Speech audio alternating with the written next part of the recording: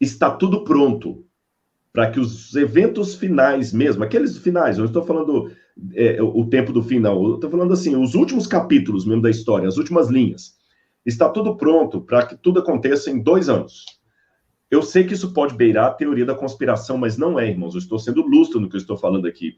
Eu tenho o Zygmunt Bauman, que era um camarada humanista, falando que o mundo precisa de um governo único, e a esperança dele é o Papa Francisco, e outras coisas mais que podemos ver aí, né? Então, realmente, nós temos coisas que nos pontuam.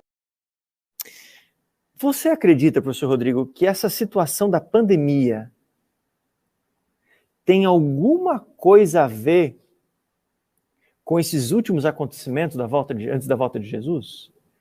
Eu vou responder essa pergunta assim. Por favor, dê-me a liberdade de responder agora em nome do Rodrigo. Não estou falando em nome da igreja, nem do NASP. É o meu nome, passivo de erro. Passivo de erro. Tudo que eu tenho observado do ponto de vista sociológico, filosófico, antropológico e até teológico, eu diria para vocês, está tudo pronto para que os eventos finais mesmo, aqueles finais, eu não estou falando o tempo do fim, não, eu estou falando assim, os últimos capítulos mesmo da história, as últimas linhas, está tudo pronto para que tudo aconteça em 2 anos. Há condições. Hoje, há condições técnicas, políticas, antropológicas, de todos aqueles eventos finais que nós falamos tanto, de perseguição mundial, de crise, tudo acontecer em 2 anos. Tá bom? Não estou aqui marcando data para a volta de Jesus, eu estou fazendo uma análise fria, analisando as condições, as perspectivas, como é que os governos conseguem controlar o mundo inteiro, e vou dar um exemplo com a pandemia, só para vocês verem o que é que eu quero dizer. Na verdade, eu vou até falar com vocês, há outras pandemias marcadas na história, como, por exemplo, a peste negra é considerada uma pandemia, né, em alguns artigos aí. A gripe espanhola também. A peste negra matou 25% da população da Europa, né, e retraiu 25%. A gripe espanhola parece que retraiu 20% da população mundial. Isso é verdade. Mas o Covid é a primeira epidemia que eu posso literalmente chamar de pandemia mesmo. As outras foram chamadas de pandemia, mas pegando o sentido etimológico da palavra pan, o todo pan-americano, todas as Américas, né? Esse pandemia, realmente, porque agora, pela primeira vez na história, o mundo parou. Não foi a Europa que parou. Não foi o Brasil que parou. Isso foi pior que o Ebola. O Ebola atacou alguns países da África. A vaca louca, aquela febre da vaca louca, atacou alguns lugares. O Covid não. O Covid atacou o mundo inteiro. O Vietnã parou. O Irã parou. O Iraque parou. Os Estados Unidos parou. A Inglaterra parou. A Bélgica parou. A Venezuela parou. O Brasil parou. O mundo inteiro.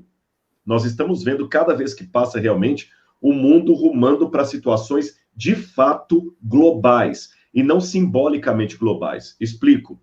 A gente chama de global o que não é literalmente global. Você fala, por exemplo, a Primeira e Segunda Guerra Mundial.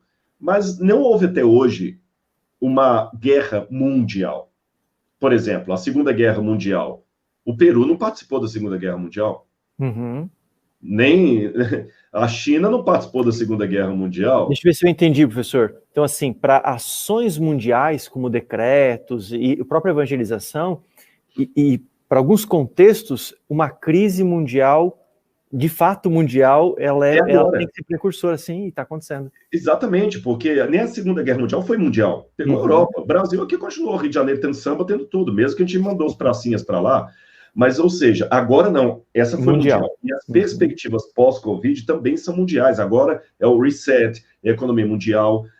Eu sei que isso pode beirar a teoria da conspiração, mas não é, irmãos. Eu estou sendo lúcido no que eu estou falando aqui.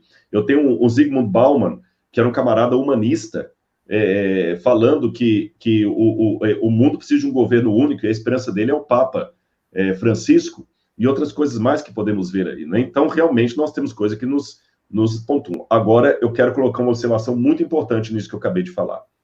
Embora eu tenha essa plena consciência social de que tudo está chegando assim, nós podemos ficar mais 200 anos nesse mundo sem Jesus voltar.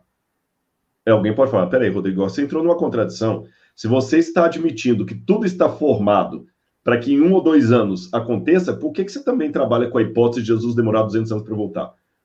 Por 2 razões. A primeira delas, lembra o exemplo que eu dei no início da live de não confundir os sinais da estrada com o destino?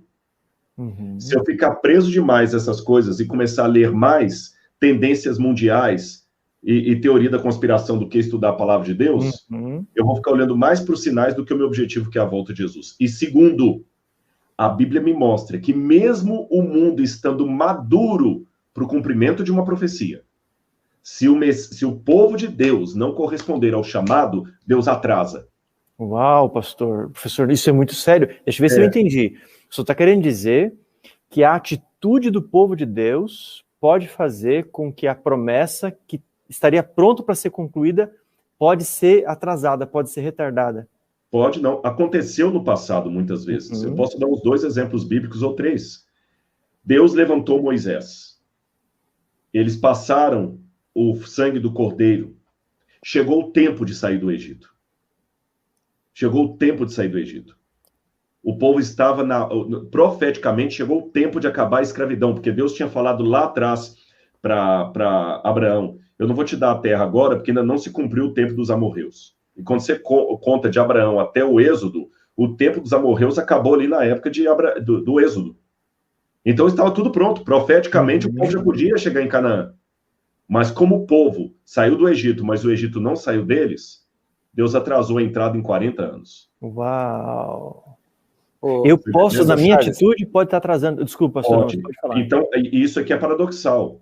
Porque a atitude coletiva de dormência espiritual do povo de Deus pode sim atrasar. Tanto é que a própria Ellen White fala, a volta de Jesus já poderia ter acontecido. Já poderia ter acontecido, não aconteceu. E ela não é o problema do atraso das promessas de Deus. Exatamente. Mas o seu povo que não está preparado. É o exemplo que eu dei na Igreja Central aí do Waze. Ele recalcula a rota porque eu fiz besteira no caminho. Eu saí da rota. Os mesmos pecados que retardaram a entrada do antigo Israel na Terra Prometida têm retardado a nossa entrada na Terra da Promessa. Na Terra Santa, exatamente. Então, hoje, eu, Rodrigo, não estou falando em nome da instituição, estou falando da minha cabeça.